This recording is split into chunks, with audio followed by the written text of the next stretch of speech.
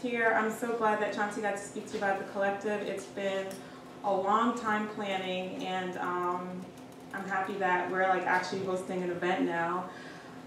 So a colleague of mine, Katie Castellano, I hope I didn't butcher her last name, but talked to me about, she's like, you know, we're planning this. She's like, you should definitely speak, Danielle, about your experience, especially your experience in community.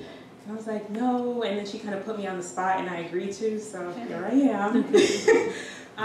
And I just wanted to say, and I wrote something, community is, it's like any group of individuals that share a common goal, interest, or locale, and interact enough where they can either harm or benefit any one member's future. And I think that's extremely important because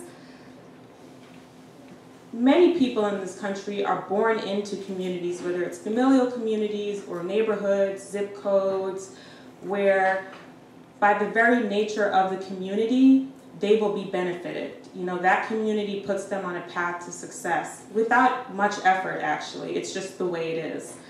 Whereas there are other individuals that are born into communities or enter into communities by no choice of their own, where either the very nature of that community or its inability to counteract forces outside of it will just act to harm any one member of that community.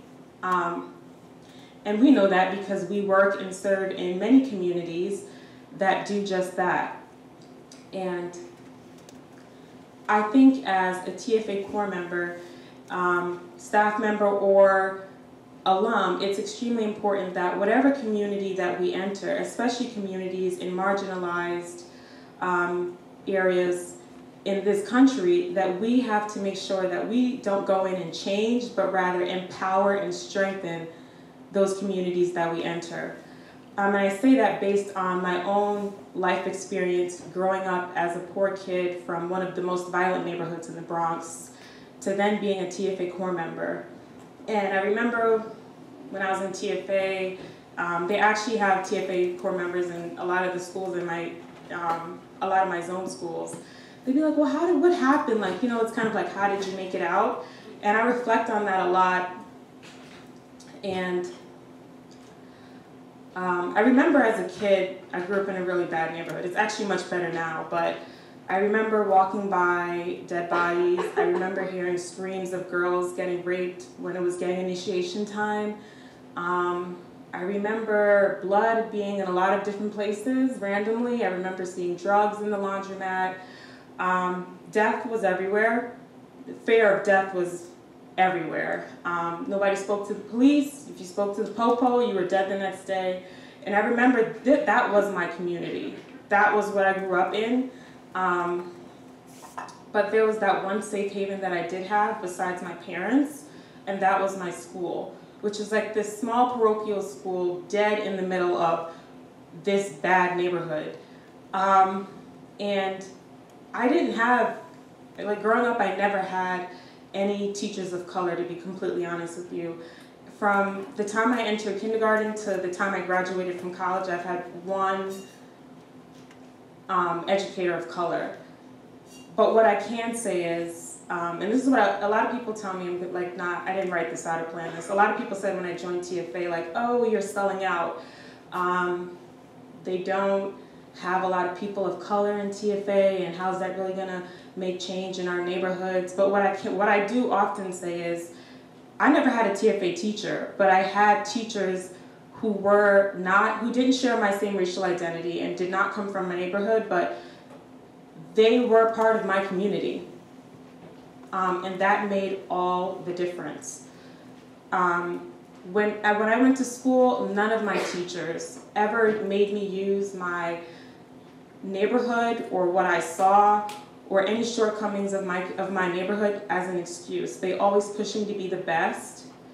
Like in 8th grade, I had to write an 80-page thesis. I was like, what are you talking, like, lady, you're crazy. I still remember her name, Miss Bruce. I'm like, 80, I was like, are you kidding me, 80 pages? I'm only in the 8th or 7th grade. She's like, yes, well, if they do it at Exeter, we're gonna do it here. And I remember being like, oh my God, this lady is crazy, like I really want to kill her. And I remember the one thing she said was, I know, I can't say that. I realize, like when I say kill in my neighborhood, like the people take it seriously. They're like, oh yo, I got some people. I'm like, I was just joking. But she was like, she was like, I don't have kids, but if I had kids, I would expect it of them, so I'd expect it of you. And when she said that, I was like, this lady really thinks of me as one of her children. And she really taught me that behind every high expectation is a profound belief in whoever you're holding that expectation for.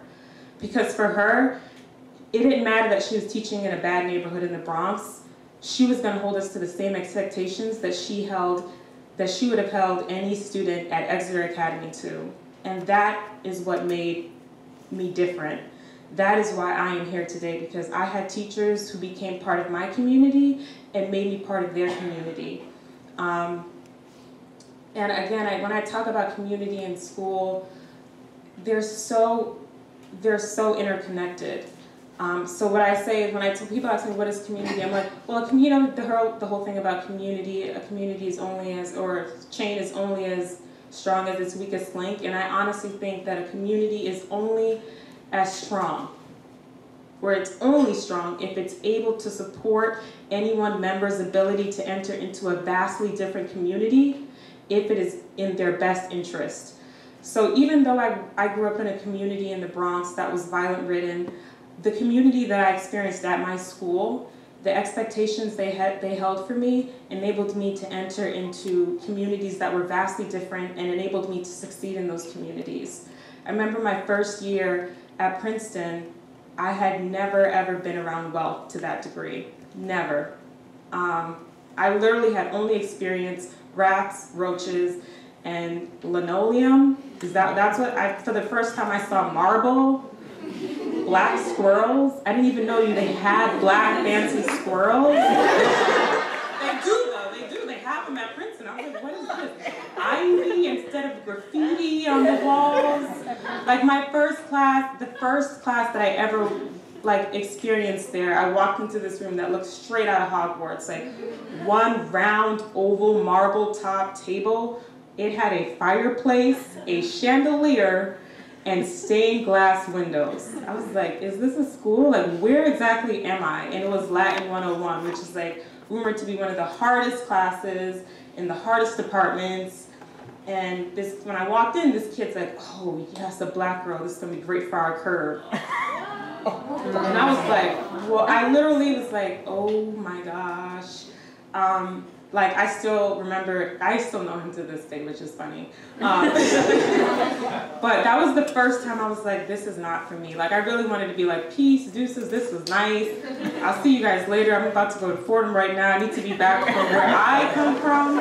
And I just sat down and I felt the tears well up in my eyes. And I was like, don't cry in front of these people, Danielle. It's such a small lecture class.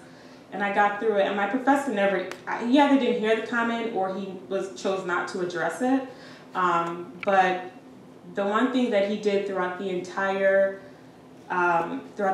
class is be like, Danielle, you got to work really hard. He's like, I know, I hear the rumors, people. I was like, I know that you come from the Bronx. I know that you're not used to this. I can tell from the expression on your face when you first walked in, because I must have been like.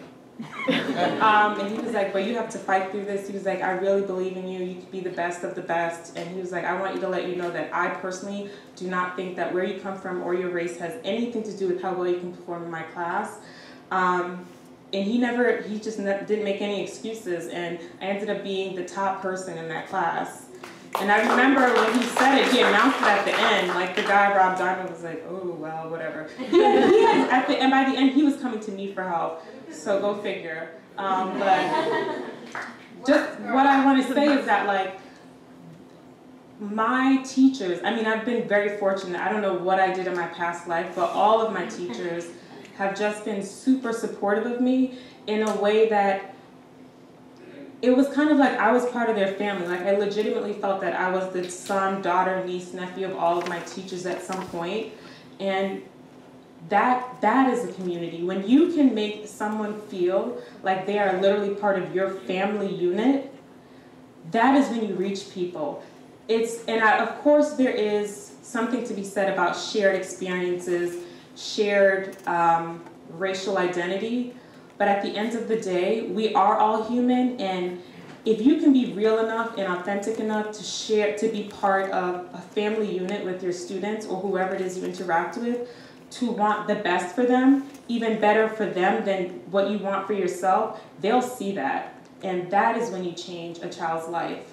You can teach a child anything, but you can't teach them belonging, or you can't teach them love or support. That's only things you can give from an authentic place. So when you do go into your classrooms or you volunteer, I just want people to remember that coming from someone who's experienced it, that type of love, that type of support, that is what will take your students or the people you interact with to places that they would never have dreamed of going. Because when I applied to Princeton and when I stayed that first day and when I decided to continue to go back, what I drew from was what I experienced with my teachers. The love and support that they gave me, and this feeling that you are the best of the best, and I don't care where you came from, what you look like.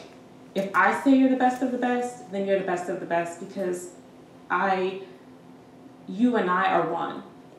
And so that's just what I wanted to share with people, just to take that into your everyday life. Not even with the students, but with people, your colleagues, people you interact with. If you meet somebody on the street and they're having a bad day or they're marginalized, just take that with you, like, hey, me and you are one right now. If you're going through things, I'm going through things. Let's talk about it. So that's it.